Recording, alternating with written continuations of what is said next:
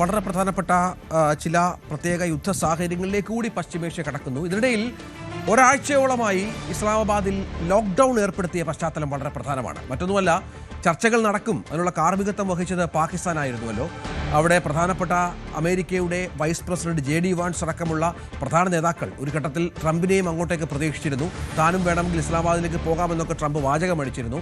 അവരെയൊക്കെ പ്രതീക്ഷിച്ച കാരണം അവിടുത്തെ ജനങ്ങളുടെ ജീവിതം അക്ഷരാർത്ഥത്തിൽ ദുസ്സഹമാക്കിക്കൊണ്ടുള്ള ലോക്ക്ഡൗൺ അടക്കം സംവിധാനം അടക്കം ഏർപ്പെടുത്തിക്കൊണ്ടാണ് പാകിസ്ഥാൻ ഈ വിഷയത്തോട് പ്രതികരിച്ചത്. ചർച്ച നടക്കുന്ന നടക്കാൻ പ്രതീക്ഷിച്ചിരുന്ന പാക് തലസ്ഥാനമായ ഇസ്ലാമാബാദിൽ കനത്ത സുരക്ഷ ഏർപ്പെടുത്തി 10,000-ഓളം സുരക്ഷാ ജീവനക്കാരെ അധികമായി വിന്യസിച്ചു. ചർച്ചകൾ നടക്കാനിരുന്ന മേഖലയെ റെഡ് സോണായി പ്രഖ്യാപിച്ച് ആണ് ലോക്ക്ഡൗൺ നടപ്പിലാക്കിയത്. ഇവിടേക്ക് ഒരു ഈച്ചയ്ക്ക് പോലും കടക്കാനുള്ള അനുമതി നൽകിയിരുന്നില്ല. പ്രത്യേക അനുമതി വാങ്ങിയാൽ മാത്രമേ ആളുകൾക്ക് പ്രവേശിക്കാനാവൂ എന്ന തരത്തിൽ കാര്യങ്ങൾ എത്തിച്ചു. പൊതു അവധി ഇസ്ലാമാബാദിൽ പ്രഖ്യാപിച്ചു.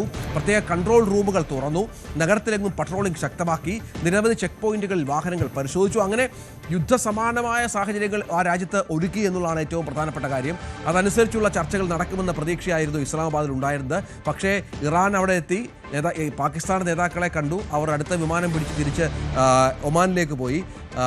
വിമാനം പിടിക്കാനിരുന്ന അമേരിക്കയുടെ പ്രധാനപ്പെട്ട പ്രതിനിധികൾ അവർ യാത്ര റദ്ദാക്കി. അങ്ങനെ പാകിസ്ഥാന്റെ ഒരു ശ്രമം കൂടി വിഫലമായി.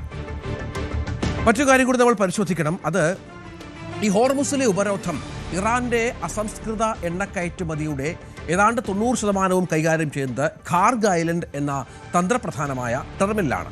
എന്നാൽ ഇന്ന് കാർഗിലെ എണ്ണ നീക്കം എല്ലാം അവസാനിച്ച മട്ടുണ്ട്. കാരണം ഹോർമുസിൽ ഇപ്പോൾ അമേരിക്ക ഉപരോധം ഏർപ്പെടുത്തിയപ്പോൾ നേരത്തെ കാർത്തിക് പറഞ്ഞതുപോലെ മൂന്നോളം കപ്പലുകൾ ഇതിനകം തന്നെ പിടിച്ചെടുത്ത് കഴിഞ്ഞു. തങ്ങളുടെ നിർദ്ദേശം ലംഘിച്ച് ഇറാനിലേക്കും ഇറാനിൽ നിന്ന് പുറത്തേക്ക് പോകുന്ന കപ്പലുകളെ പൂർണ്ണമായും അമേരിക്ക തടയുകയാണ്. 10,000-കണക്കിന് സേനാംഗങ്ങളെ അവിടെ വിന്യസിച്ചുകൊണ്ട് 3 കൂറ്റൻ ഷിപ്പുകൾ അണിനിരത്തിക്കൊണ്ട് വിമാനവാഹിനി കപ്പലടക്കം അണിനിരത്തിക്കൊണ്ട് വ്യോമസേനയുടെ സഹായത്തോടു കൂടിയാണ് ഈ കപ്പലുകളെ അമേരിക്ക തടയുന്നത്. ഇതോടുകൂടി ഖർഗിലെ സംഭരണശേഷി അതിൻ്റെ പരമാവധിയിലേക്ക് എത്തിയിരിക്കുകയാണ്. കാരണം ഇറാനിൽ നിന്ന് ഓയിൽ പുറത്തേക്ക് പോകുന്നില്ല. ഇറാൻ്റെ പ്രധാന ബയറായിരുന്ന റഷ്യയിലേക്കും ചൈനയിലേക്കും ഇപ്പോൾ ഓയിൽ പോകുന്നില്ല. ഉപരോധം കാരണം പുറം ലോകത്തേക്ക് എണ്ണ എത്തിക്കാൻ കഴിയാത്ത പശ്ചാത്തലമാണ് ഇറാനുള്ളത്. എണ്ണ എവിടെ സൂക്ഷിക്കും എന്ന വലിയ ചോദ്യം ഇറാനെ സംബന്ധിച്ചിടത്തോളം ഏറെ നിർണായകമായ ഒന്നായി മാറുകയാണ്. പ്രതിദിനം 10 ലക്ഷം ബാരൽ എണ്ണ നിലവിൽ ഇറാൻ്റെ സ്റ്റോറേജ് ടാങ്കറുകളിലേക്ക് എത്തും. അവിടുത്തെ ഉൽപ്പാദനം 10 ലക്ഷമാണ്. ഇത്തരത്തിൽ പോയാൽ അടുത്ത 2 ആഴ്ചയ്ക്കുള്ളിൽ ഖർഗിലെ ബാക്കിയുള്ള എല്ലാ എണ്ണ സംഭരണികളും നിറഞ്ഞു കവിയും എന്നാണ് കണക്ക്. എണ്ണ സംഭരിക്കാൻ സ്ഥലമില്ലെങ്കിൽ ഉൽപ്പാദനം നിർത്തിവെക്കേണ്ട അവസ്ഥയിലേക്ക് ആ രാജ്യം പോകും.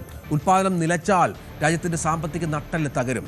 ഇറാൻ ഭരണകൂടത്തിൻ്റെ പ്രധാന വരുമാന സ്രോതസ്സായ ഈ എണ്ണ കയറ്റുമതി അതിന് കൃത്യമായി പിടി വീഴുകയാണ് അമേരിക്കയുടെ ഭാഗത്തു നിന്ന്. ഇപ്പോൾ ഏറ്റവും പുതിയ വാർത്ത അനുസരിച്ച് ചൈന കേന്ദ്രീകരിച്ച് പ്രവർത്തിക്കുന്ന ഒരു പ്രമുഖ സ്വതന്ത്ര റിഫൈനറിയും എണ്ണക്കടത്തിന് സഹായിക്കുന്ന 40ഓളം കപ്പലുകളും അമേരിക്കയുടെ ഉപരോധത്തിൻ്റെ പരിധിയിൽ വരുന്നു. അതായത് ചൈനയിലേക്കുള്ള എണ്ണ കയറ്റുമതി കൂടി അമേരിക്ക പൂർണ്ണമായും ഇല്ലാതാക്കുന്ന സാഹചര്യം നിർണായകമായി മാറുകയാണ്. അത് ഇറാനെ ചെറുതായിട്ടൊന്നുമല്ല പ്രശ്നത്തിലാക്കിയിരിക്കുന്നത് എന്നാണ് നമ്മൾ മനസ്സിലാക്കേണ്ടത്. അതനുസരിച്ച് ഇറാൻ്റെ ഭാഗത്തു നിന്ന് എന്ത് നടപടി ഇനി ഉണ്ടാകും എന്നുള്ളതാണ് ലോകം കാത്തിരിക്കുന്നത്.